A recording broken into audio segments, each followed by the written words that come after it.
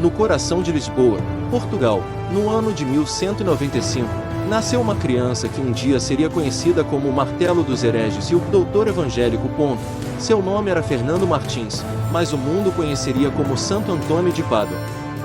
Criado em uma família rica, Fernando era um jovem brilhante e devoto. Aos 15 anos, ingressou na abadia agostiniana de São Vicente, em Lisboa, dedicando-se ao estudo e à oração, mas seu coração estava inquieto, quando os restos mortais de 5 mártires franciscanos, mortos no Marrocos, foram devolvidos a Portugal. Fernando ficou profundamente comovido. Ele ansiava por servir a Deus com a mesma paixão, então, ele fez uma escolha ousada, ingressou na ordem franciscana. Adotou o nome de Antônio e partiu para o Marrocos, na esperança de se tornar um mártir. Mas Deus tinha outros planos. Antônio adoeceu gravemente e foi forçado a voltar para casa. Em sua viagem de volta, seu navio foi desviado do curso e atracou na Sicília. Lá, os irmãos viram sua humildade silenciosa e presumiram que ele fosse apenas um frade comum. Eles não tinham ideia de quem ele realmente era. Um dia, quando ninguém mais estava preparado para pregar, Antônio foi convidado a falar. O que se seguiu foi um sermão tão poderoso, tão cheio de sabedoria e fogo, que todos ficaram maravilhados. A partir daquele momento, seu dom era inegável. Santo Antônio se tornou um dos pregadores mais célebres de seu tempo. Ele viajou pela Itália e França, convocando as pessoas ao arrependimento, à paz e a um amor mais profundo por Cristo. Ele falava com clareza, compaixão e autoridade. Milagres o acompanhavam. Os doentes eram curados, os perdidos eram encontrados, e segundo relatos, até peixes se reuniam para ouvi-lo falar. Ele passava horas em oração e profunda comunhão com Deus. A lenda conta uma visão na qual o menino Jesus lhe apareceu, descansando em seus braços. É esta imagem terna que se tornou icônica. Santo Antônio, o pregador, o milagreiro, o amigo de Cristo. Santo Antônio morreu em 1231. Com apenas 36 anos, em Pádua, Itália. Ele foi canonizado menos de um ano depois, uma das canonizações mais rápidas da história da Igreja, e em 1946, ele foi declarado doutor da Igreja. Hoje, ele é conhecido como o padroeiro das coisas perdidas. Mas ele era muito mais do que isso. Santo Antônio de Pádua foi um homem de fé profunda, amor intenso e verdade destemida. Suas palavras ainda ecoam através dos séculos, nos chamando a buscar não o que está perdido, mas aquele que salva. Ações falam mais alto que palavras. Que suas palavras ensinem e suas ações falem. Santo Antônio de Pádua. Nas colinas acidentadas do antigo Israel, um homem de Deus caminhou com poder, humildade e fé inabalável. Ele foi um profeta, um operador de milagres e uma voz do divino. Esta é a história de Eliseu, o discípulo fiel de Elias e o profeta que carregou o manto de seu mestre. A jornada de Eliseu começa nos campos de Abel-Meolá, onde ele trabalhava como um humilde agricultor. Um dia, o grande profeta Elias apareceu e lançou seu manto sobre ele, um ato simbólico que mudaria a vida de Eliseu para sempre. Sem hesitar, Eliseu deixou tudo para trás, família, terras e sustento, para seguir Elias e servir ao Senhor. Anos depois, quando Elias foi levado ao céu em um redemoinho, Eliseu observou com admiração. Ele clamou, meu pai, e pegou o manto de Elias, agora cheio do Espírito de Deus. Eliseu realizou seu primeiro milagre ao dividir o rio Jordão. Foi o início de um ministério repleto de sinais e maravilhas. Ele purificou águas envenenadas, multiplicou o óleo para uma viúva desesperada, ressuscitou os mortos e até curou um poderoso general sírio, Naamã, da lepra. Eliseu não era apenas um fazedor de milagres, ele era um profeta para reis. Ele se apresentou corajosamente diante de governantes, pregando a verdade de Deus em tempos de guerra, fome e idolatria. Mesmo em seu leito de morte, o poder de Eliseu perdurou. Após sua morte, um homem foi sepultado em seu túmulo, e ao tocar os ossos de Eliseu, o homem voltou à vida. A vida de Eliseu nos lembra que o chamado de Deus transforma o comum em extraordinário. Ele foi um profeta que deu voz à justiça, à compaixão e ao poder de Deus. Dos campos de Abel-Meolá às salas do trono dos reis, Eliseu viveu como um servo fiel do Altíssimo. Sua história continua a inspirar gerações de crentes, a seguir o chamado, confiar em Deus e nunca olhar para trás. São Eliseu, profeta de Deus, rogai por nós. No coração da Europa, onde os Alpes se erguem como gigantes ancestrais, a natureza é ao mesmo tempo deslumbrante e mortal. Mas, através deste terreno implacável, inúmeros peregrinos encontraram uma tábua de salvação, graças a um homem cuja compaixão e coragem mudaram a história. Seu nome era São Bernardo de Menthon. Nascido por volta de 1020, Bernardo vinha da nobreza. Foi criado no castelo de Menthon, com vista para o lago Genebra, no que hoje é o sudeste da França. Desde jovem, ele foi marcado pela inteligência, sensibilidade e uma fé profunda. Sua família tinha grandes planos para ele, um casamento político, um futuro rico. Mas o coração de Bernardo já estava comprometido com Deus. Quando ainda jovem, Bernardo fugiu de casa para evitar o casamento e ingressou nos conegos regulares de Santo Agostinho, em Aosta. Lá, dedicou-se à oração, à pobreza e à missão pastoral da igreja. Naquela época, os peregrinos atravessavam os passos alpinos para chegar a Roma, enfrentando o frio intenso, as avalanches e os bandidos. Muitos nunca conseguiram atravessar o grande passo de São Bernardo, uma das rotas mais altas e traiçoeiras. Como arquidiácono de Aosta, Bernardo viu a necessidade de agir. Por volta de 1050, ele estabeleceu hospícios, refúgios no alto dos Alpes, onde monges acolhiam e cuidavam dos viajantes. Esses abrigos de pedra tornaram-se ilhas de misericórdia em um mar de neve. Séculos depois, os monges começaram a treinar cães grandes e fortes para ajudar a procurar viajantes perdidos ou feridos na neve. Esses animais heróicos ficaram conhecidos como cães de São Bernardo, nome dado em homenagem ao santo cuja missão eles continuaram. São Bernardo também foi missionário. Ele pregou incansavelmente pelos vales alpinos, trabalhando para erradicar o paganismo e levar a fé cristã aos povos isolados das montanhas. Suas palavras eram fortes, mas seu coração era gentil.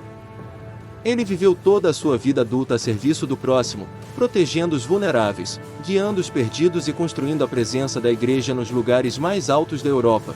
Bernardo faleceu por volta de 1081. Seu legado, no entanto, só cresceu. Em 1681, o Papa Inocêncio XI canonizou Bernardo como santo, em homenagem à sua extraordinária vida de caridade e evangelização. Ele foi nomeado padroeiro dos montanhistas, esquiadores e viajantes nos Alpes. Hoje, o grande hospício de São Bernardo ainda existe. Viajantes ainda passam por lá, e o espírito de São Bernardo ainda percorre aqueles caminhos montanhosos. São Bernardo de Menthon, protetor dos peregrinos, pregador da paz e pastor das montanhas, que seu exemplo nos inspire a levar luz, mesmo aos lugares mais distantes e perigosos. São Bernardo de Menthon, rogai por nós. Inscreva-se para mais histórias de santos que mudaram o mundo. Na pacata vila de Pibrac, perto de Toulouse, França, um milagre da graça nasceu em 1579. Seu nome era Germana Cousin, uma humilde pastora cuja vida foi marcada por sofrimento, simplicidade e uma fé extraordinária em Deus. A infância de Germana foi difícil. Ela nasceu com a mão direita deformada e escrófula, uma doença dolorosa que desfigurou seu corpo. Sua mãe morreu quando ela era bebê, e sua madrasta a tratou com crueldade, banindo-a para dormir no estábulo e alimentando-a com restos de comida, mas Germana suportou tudo com uma paciência surpreendente. Enquanto pastoreava ovelhas nos prados, ela voltou seu coração completamente para Deus. Passava horas em oração, meditando sobre a paixão de Cristo e a Virgem Maria. Seu rosário nunca a abandonou, apesar do isolamento. Germana ansiava pela Eucaristia. Ela caminhava descalça por rios frios para assistir à missa, sem nunca faltar um dia, mesmo tendo que ficar do lado de fora com frequência. Aqueles ao seu redor começaram a testemunhar sinais de graça. Suas ovelhas nunca foram machucadas, mesmo quando deixadas sozinhas. Certa vez, quando acusada de roubar pão, seu avental se abriu e revelou flores frescas, fora de época, em pleno inverno. Embora rejeitada por muitos, as crianças eram atraídas por sua gentileza. Ela compartilhava histórias dos santos, ensinava-os a rezar e oferecia simples atos de bondade que deixavam impressões duradouras. Com apenas 22 anos, Germana morreu sozinha em sua cama de palha. Mas sua história não terminou aí. Seu corpo foi encontrado incorrupto décadas depois, e milagres começaram a acontecer, curas, conversões e orações atendidas. Em 1867, o Papa Pio IX a canonizou como Santa Germana, prima, virgem. Ela continua sendo a padroeira dos abandonados, dos deficientes e daqueles que sofrem injustamente. De uma vida de sofrimento oculto, surgiu um raio de luz. Santa Germana nos ensina que a santidade não está reservada aos fortes ou poderosos, mas está ao alcance de toda a alma que se entrega ao amor de Deus. Santa Germana, prima, rogai por nós. Nos dias do cruel imperador Diocleciano, quando o sangue dos mártires regou as sementes da igreja primitiva, 3 almas corajosas permaneceram firmes diante da tirania: Santos Vito, Modesto e Crescentia. Vito, um jovem de origem nobre, foi criado na casa de um rico dignitário siciliano chamado Gelas. Mas enquanto Gelas adorava os deuses de Roma, Vito havia entregado seu coração a Jesus Cristo. Gelatus tentou forçar seu filho a renunciar à fé cristã. Quando a persuasão falhou, o ódio tomou o lugar do amor paterno, e Gelas decidiu matar seu próprio filho. Mas Deus tinha outros planos. Com a ajuda de seu fiel tutor Modesto e de sua governanta Crescentia, ambos cristãos secretos, Vito fugiu. Na margem do rio, eles encontraram um barco, e, para seu espanto, um anjo do Senhor entrou com eles, guiando-os para a segurança. Chegaram a Lucânia, onde viveram em silenciosa devoção, mas a graça de Deus não pôde ser escondida. Vito começou a curar os doentes e a trazer pagãos a Cristo. Sua fama espalhou-se rapidamente, chegando até os ouvidos do imperador Diocleciano. Curioso e cético, Diocleciano convocou Vito e Modesto, mas quando confessaram a Cristo, foram lançados na prisão. Lá, o Senhor Jesus apareceu, fortalecendo-os, e suas correntes caíram no chão. Diocleciano chamou isso de feitiçaria. Ele ordenou que Vito fosse jogado em um caldeirão de óleo fervente, mas o jovem santo permaneceu ileso dentro dele, como se estivesse em água fria. Então, um leão foi solto, mas, com o sinal da cruz, Vito domou a fera, que se deitou e lambeu seus pés em paz. Amarrados a pilares, os santos foram arranhados com garras de ferro. Da multidão emergiu Crescentia, gritando, repreendendo o imperador por sua crueldade. Ela também foi capturada e torturada. Em sua agonia, Vito rezou em voz alta: ó Deus, salva-nos pelo teu poder e livra-nos. De repente, a terra tremeu violentamente, templos pagãos ruíram. Diocleciano fugiu apavorado. Um anjo apareceu mais uma vez, libertando os santos e levando-os de volta a Lucânia. Lá, Vito, Modesto e Crescentia levaram seus corações em oração, que Deus recebesse suas almas e abençoasse todos os que guardassem sua memória. Uma voz do céu respondeu: tua oração foi ouvida. E com alegria, eles entregaram seus espíritos a Deus. As relíquias de São Vito foram posteriormente levadas para Praga, onde São Venceslau, príncipe dos tchecos, construiu uma majestosa igreja em sua homenagem, a Catedral de São Vito. Símbolo da resistência e glória cristãs, no dia 15 de junho, a igreja comemora esses santos mártires: um menino, um professor e uma figura materna, que escolheram Cristo em vez do conforto, a verdade em vez do medo e o céu em vez da vida. Santos Vito, Modesto e Crescentia, rogai por nós. À sombra do Império Romano, durante uma época de feroz perseguição e sofrimento, brilhou a luz inabalável da fé. Entre os primeiros mártires da igreja estavam não apenas homens e mulheres, mas também crianças. Uma dessas histórias inspiradoras e comoventes é a dos santos Quirico e Julieta, um jovem rapaz e sua mãe, que juntos testemunharam Cristo com suas vidas. Julieta era uma nobre cristã da Licaonia, na Ásia Menor. Ela viveu durante o reinado do imperador Diocleciano, cuja brutal perseguição aos cristãos começou por volta do ano 303 d.C. Viúva ainda jovem, Julieta criou seu único filho, Quirico, na fé cristã, incutindo nele o amor a Deus e um profundo senso de confiança em Jesus. Mas a paz de sua vida tranquila não duraria. À medida que as forças imperiais varriam as províncias, prendendo cristãos e forçando-os a adorar deuses pagãos, Julieta sabia que seu momento de provação havia chegado. Recusando-se a renunciar à sua fé, ela fugiu com o filho de 3 anos, buscando refúgio na cidade de Tarso. Tarso, no entanto, não era um santuário. Conhecida por sua lealdade aos romanos e por seus governadores severos, a cidade logo se tornou o local de sua captura.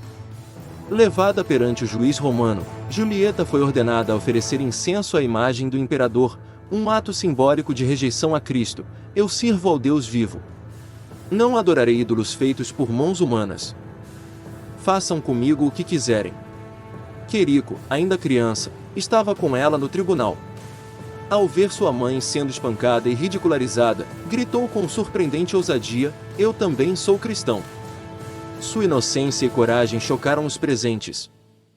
O governador, num acesso de raiva, ordenou que a criança fosse presa.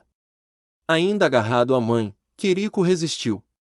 Arrancado de seus braços, o menino continuou a proclamar o nome de Cristo. O que aconteceu em seguida foi aterrorizante. Enquanto Julieta assistia impotente, seu filho, de apenas 3 anos, foi jogado escada abaixo do tribunal, com seu pequeno corpo destroçado pelo ato brutal. Ele morreu como um mártir. Embora seu coração estivesse dilacerado pela dor, Julieta não vacilou.